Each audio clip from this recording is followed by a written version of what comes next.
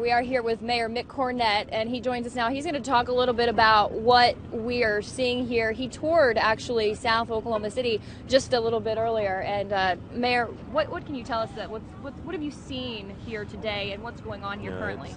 It's as close to total devastation as you can possibly imagine.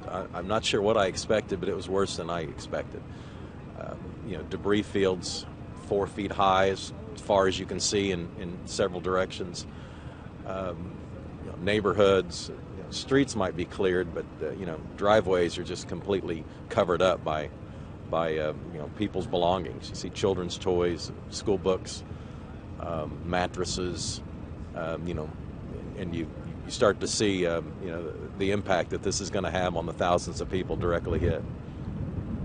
And I see, American Red Cross, and I see things set up in water and things going on. What is actually taking place here at this church that we're at right here? Well, this is the command post for Oklahoma City, so our police and fire efforts are being coordinated out of this area.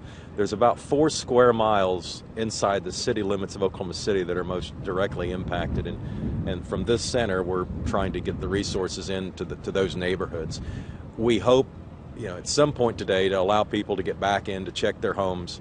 Then we have the additional issues of trying to get utilities restored, gas, electric, and ultimately water.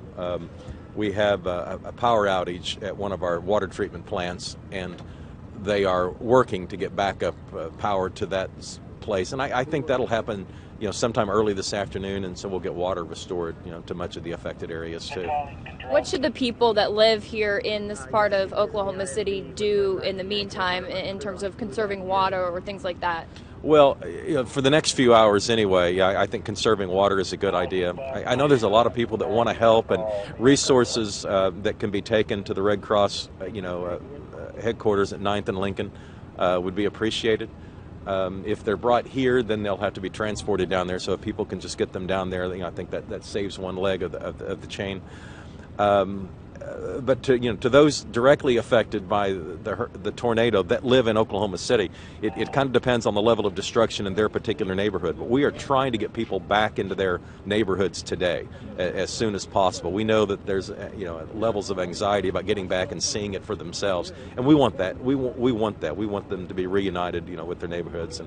And walking through, I saw a few pets that were wandering aimlessly around, not wanting to leave their home, but a little bit unclear about where home was, and a little bit I think in shock, like many of us who have been inside and seen just how bad it is in there. And I've heard 149th. Is that the area, that street that saw the most damage in this part of the city? Yeah, there was, for a good while, it was going down 149th, but it was so broad that it was obviously taking out things on both sides. Okay. All right. Well, again, we were just live with Mayor Mick Cornett, and thank you for speaking with us today. And, this is just a situation where we talk about Moore and how greatly Moore was affected, but we also know now that parts of South Oklahoma City were affected by this tornado as well.